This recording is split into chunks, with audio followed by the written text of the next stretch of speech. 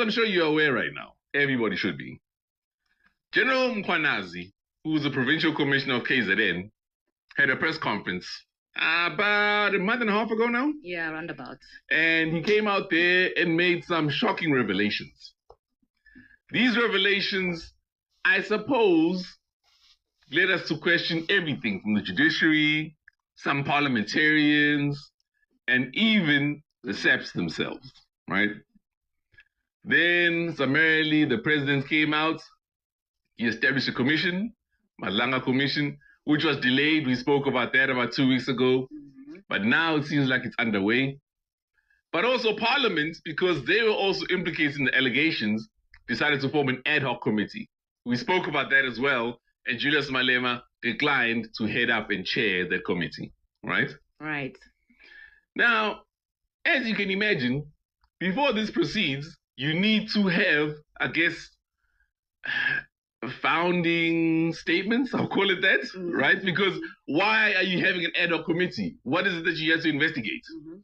And I know you may be sitting at home thinking, but how? General Mkhwanazi went on TV and he told us what it is that we need to investigate, what's the issue. Well, with the legal matter, like for example, if you go to court, they'll make you swear on a Bible. Yes. Right? So you give your testimony under oath. So that you cannot lie. And if you do lie, that's perjury, punishable by law.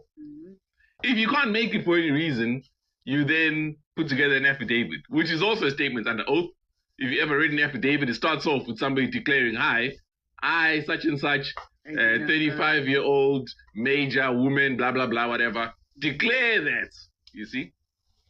And so yesterday, Julius Malema, who was part of the committee, albeit not the chair, had something to say about that. And he wanted to know exactly what it is that these guys are doing to get the statement from Ding.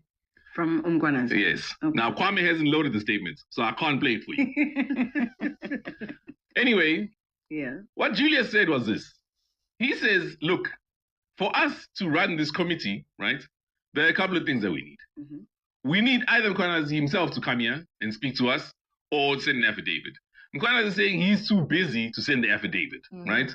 And he had a very good reason for it because he's now engaged with the inquiry, right? The Madlanga Commission. I mean, there's some days I think he's going to be needed to lead evidence for 5 days. Then he needs to avail himself for cross-questioning, etc. and so on. And I've got to say, a lot of this has been politicized because people are now saying, okay, why is Julius going after Mkhwanazi? But if you listen to what he had to say yesterday, it's a pity I can't play it for you. He's not necessarily going after Mkhwanazi. What he's fighting for is the legitimacy of the ad hoc committee, rather, right? Because he's saying, guys, let's say we get another witness now, Esenzo Mtunu, maybe, to rebut the allegations that have been made, right? Or Smia to rebut the allegations that have been made. What are they rebutting? Because these allegations have not been made under oath. We can't go with hearsay, and we definitely can't go with anything that was just said in public. And he's 100% correct with that. Now, some people, including Sizwe Dhlomo, who was former EFF member himself, came out and said, yes, but Mkhwanazi did appear in Parliament back in April, and he told these guys these things. And that's true. He did appear in Parliament. But that wasn't in front of the ad hoc committee. And that's a very different thing. The ad hoc committee was formed specifically for this purpose now, because they need to investigate if even Parliament themselves failed in holding anybody to account, right? Because if it's found that Parliament had access to information and they did nothing about it, then Parliament must take corrective measures to ensure that this doesn't happen in the future, right? Now, you can't use the first appearance for that, right? Likewise, you may ask, okay, the Madlanga Commission, why was that delayed? We've spoken about why it was delayed. But the fact that it was now delayed will lead this committee to be delayed in their own work. So do you see how there's a knock-on effect and everything just gets kicked down the road? Yeah. I believe that Julius Malema is correct when he says he must come Mkhwanazi. Come hell or high water. By the way, if somebody refuses to come to a committee or a commission, you can subpoena them. Section 84, yeah. 100%. Now that forces you to appear. So when Jacob Zuma went to jail, it's because he was asked to come to the commission, albeit a different commission, He chose not to. They told him, bro, here's a subpoena, you need to appear. He still chose not to. And that's against the law. Wakhala Parat. So that's pretty much everything that I had wanted to discuss without playing the clip, because the clip was also a very important part of it. Blame Kwame for it. You best believe I'm going to be blaming him. So let us know exactly what your thoughts are. Mpho, I'll start with you. I need Umbali to correct me here. I thought Mkhwanazi did not necessarily say he will not appear, but just basically said, listen, I would rather start at the Madlanga Commission because that is where the bulk of the work is going to be happening. Once I'm done there, then I will come to you. I could be wrong. Yeah, he didn't say he was not going to appear. He just said he's not available. He's the first witness, right? Was it the main Madlanga one? Oh, okay. Yeah, he has to be. That's my point. Yeah. Guys, you can't start at the tail end of an investigation. Yes, you speak to the person who made the allegation. Now, what I'm here to say is he doesn't have that choice to make. It's not for him to make. These are parallel commissions and committees rather. And so he needs to run with them as he's asked. Can I give this one to Mbali? Because she has a very interesting view on this. Yeah.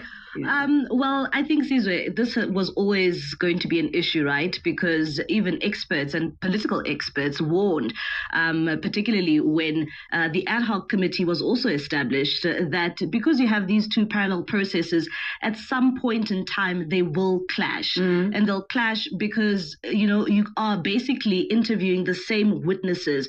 And, like now, we have this instance where this main witness is now saying, well, they are not available for the committee, but rather they are available for the commission. And also, let me remind us here that the commission, the evidence there is also not binding. Yeah. So whatever he says there, he basically can't be held liable for whatever he presents before the commission. So at the same time, one would say that he's also just ensuring that he protects himself by going to the commission first before he goes to the committee. So now here's the thing. As you've just said, it's not binding.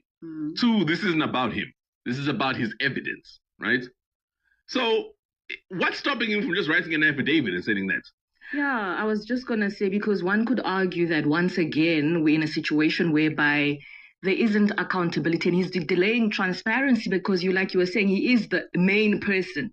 Well, so again, you need to be very careful with the wording. I'm not blaming him. He's not the one delaying transparency. I'm saying his absence is what hinders the progression. Yes. And so Julius is not wrong to request that he come there. But Mkhwanazi is also not wrong to say, I'm not available because of these reasons. Because these are very cogent arguments. But if he's not writing something like an affidavit, then one could argue that. Well, I mean, we're asking, right? So we're not here to make speculation and make a judgment. I'm asking, who do you agree with? I agree with him, like Umbali was saying, the two kind of interlink, and he makes sense when he says he needs to focus on one, perhaps. The problem comes with the terms of references because of the president having to announce an inquiry. I think there should have been a draft written down to kind of mitigate against this situation whereby he now has to decide being in two places at once or preparing for both processes to take place. So was there no terms of reference, so to speak? There are. For both instances. That should be guided. Ad hoc committee. Yeah. And in fact, the commission, right? But again, let's also be honest, right? Guys, you can do both. At the same time. Literally. You can go and testify during the day and then also email us an affidavit or post it. So now I guess we're at the point whereby he will be subpoenaed. Question is he going to adhere to that or face criminal charges? No, he will. I mean, he's a man of the law. I don't see him going against a subpoena. Yeah. But that's the point. A lot of people now are making this a Julius versus Mkhwanazi thing, whereas actually it's a Julius versus process thing. And for me, I think Julius is 100% correct. Maybe Mkhwanazi doesn't want to put things in black and white. I get. Why not? Give us a shout and let us know what your thoughts are.